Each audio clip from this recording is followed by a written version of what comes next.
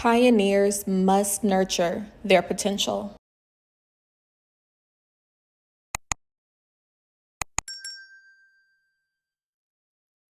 So a video popped up in my algorithm today where either a previous record label executive or producer was talking about how there are certain artists who don't necessarily need cosigns.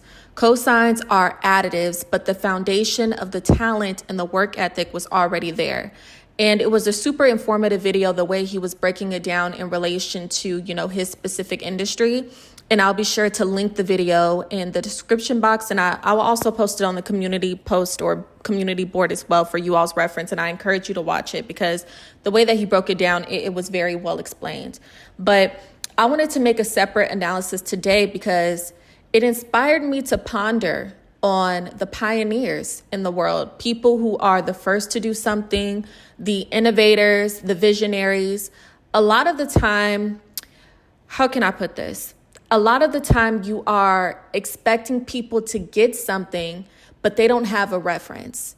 And you're going to be that reference. And what's so interesting is I feel like this analysis it's needed because I have been putting out analyses, and even with my most recent community post where I talked about, when you are dealing with people who are projecting maybe their negative perceptions of you onto you, it's so important that you don't internalize it and you don't allow it to keep you stagnant or to allow it to make you become jaded about other opportunities and other relationships.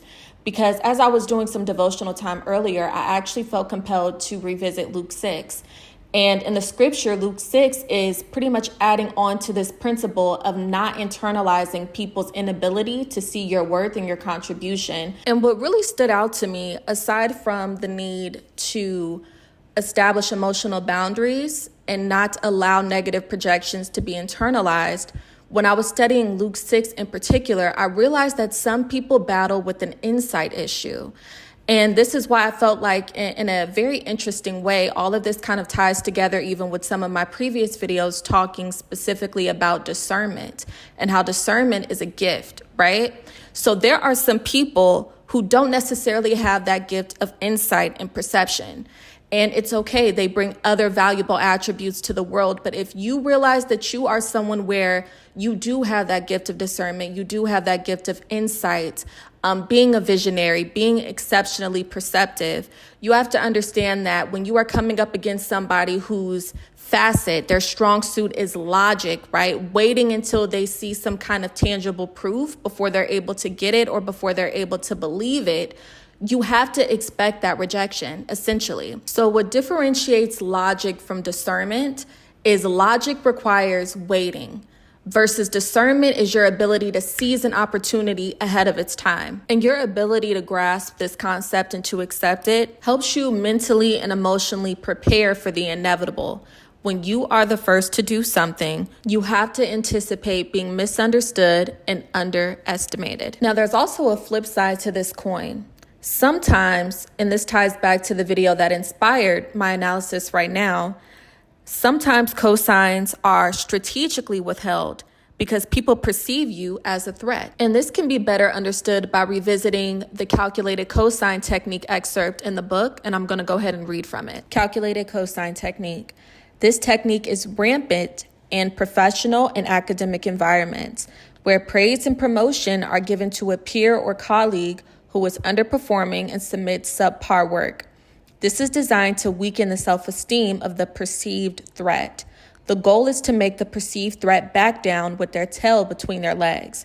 If the target is not perceptive, they will question their efforts, try to gain approval, and go into overdrive to gain acceptance. Taking such actions is a no-go when faced with this technique. So that excerpt is adding additional context as far as why it's important that you don't internalize people's negative projections. For one, it's counterproductive, right? You don't want to become jaded and shut yourself off from opportunities and connections that do see your worth and will help add to it.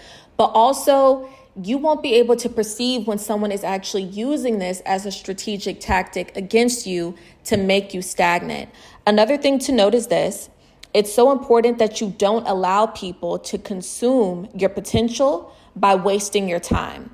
I made a separate analysis recently talking about office politics, and I was reading from the excerpt in the book In the Lion's Den, Navigating Systems of Power, stating how when people are utilizing the tactic of moving the goalpost on you, which is a separate excerpt in the book, a lot of the time what they're doing is they're depleting you of your resources, your energy, and your time. Right? A lot of people are playing with your time by having you jump through hoops and go through all of these changes that aren't necessary because they're trying to milk the clock on your potential.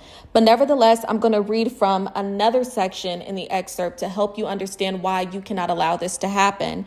And it's the if it's taking too long, move along excerpt. So I'm going to go ahead and read from that as well. And the excerpt reads, understanding that delays do not always lead to gratification when navigating partnerships and business agreements.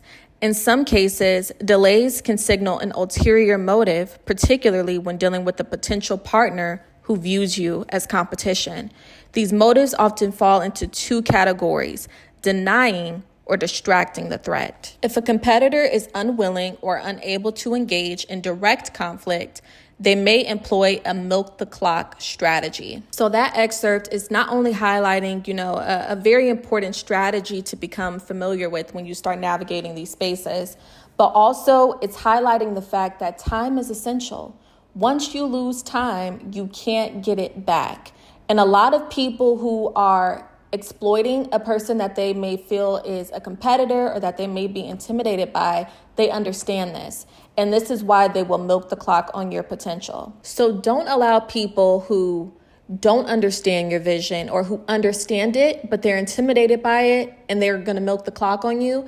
Don't allow them to rob you of the connections and the opportunities that will come with people who do understand your vision and are interested in helping you nurture it, because you're going to bridge the gap with your ability to execute your vision. And to provide some context as far as how you can do so, I'm going to read from two different excerpts.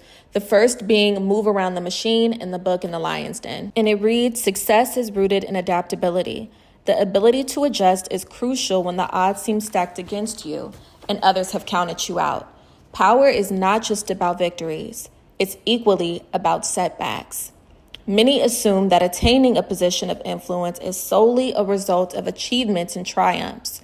However, those who navigate such spaces quickly learn that losses often outnumber wins.